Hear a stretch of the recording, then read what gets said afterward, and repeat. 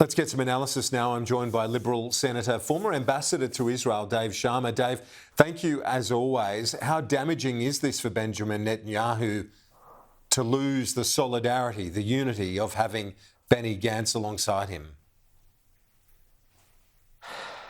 Well, it's a significant loss, Kieran. It's not going to bring down his government anytime soon. Netanyahu's coalition still controls a majority of seats in Israel's parliament, the Knesset, but Benny Gantz is a well-respected former chief of staff of the Israeli Defence Forces, and particularly to the outside world, he was one of the more diplomatically acceptable interlocutors in Israel.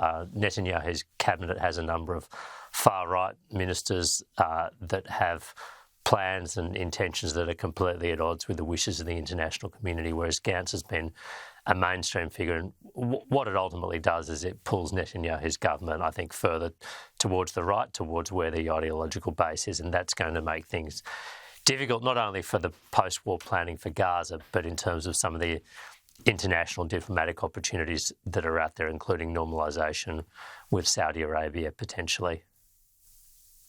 The polling also shows that when it does come to election day, when the dust settles to an extent, you've got a Prime Minister who is well and truly facing a defeat because of the accountability that will finally rest upon his shoulders for what happened in allowing October 7 to happen in the first place.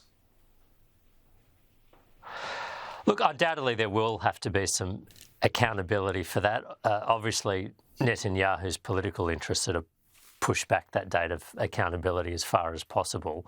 He doesn't face elections anytime soon. The only thing that could force early elections is if a number of his members of his own coalition withdraw and, support a motion of no confidence, which would force early elections. But absent that, he still has a considerable time until elections are due to be held in Israel. But and his intent, obviously, is to try and rehabilitate his image and his reputation through the successful conduct and prosecution of this war. But undoubtedly, Israel's sense of security has taken a huge blow as a result of the 7th of October, and it happened on Benjamin Netanyahu's watch. It did indeed, and it's been a weekend of mixed news, really, for Israel. You've got this split in the war cabinet, but just days before, the rescue of 4 hostages, which was of huge significance and relief for so many there. It was a moment of huge national relief and just joy, really.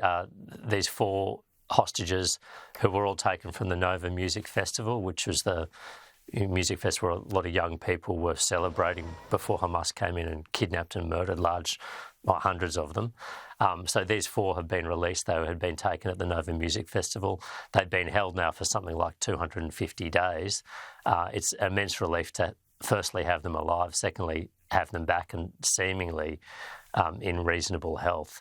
But I think it shows you the challenge. I mean, there's still about 120 Israeli hostages that remain unaccounted for and that are in Gaza. What their status is unknown.